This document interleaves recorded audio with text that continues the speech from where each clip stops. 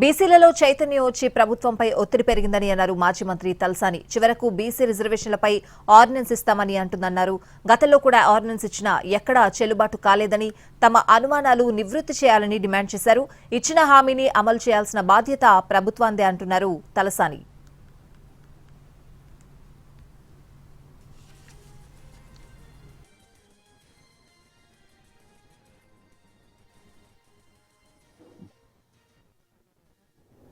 మా ప్రభుత్వం కూడా లోకల్ బాడీ ఎన్నికలప్పుడు మేము కూడా ఇచ్చిన దాన్ని మరి సుప్రీంకోర్టు కొట్టేసినటువంటి సందర్భాన్ని కూడా పురస్కరించుకొని మాకు కొన్ని అనుమానాలు ఉన్నాయి. అల్టిమేట్గా మా డిమాండ్ వల్ల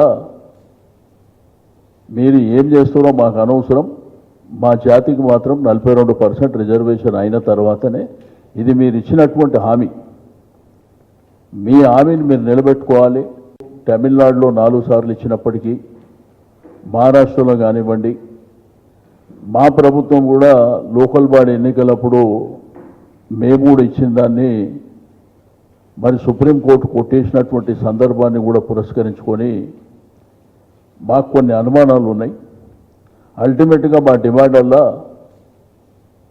మీరు ఏం చేస్తారో మాకు అనవసరం, మా జాతికి మాత్రం 42% రిజర్వేషన్ అయిన తర్వాతనే ఇది మీరు ఇచ్చినటువంటి హామీ, మీ హామీని మీరు నిలబెట్టుకోవాలి. తమిళనాడులో 4 సార్లు ఇచ్చినప్పటికీ, మహారాష్ట్రలో కానివ్వండి,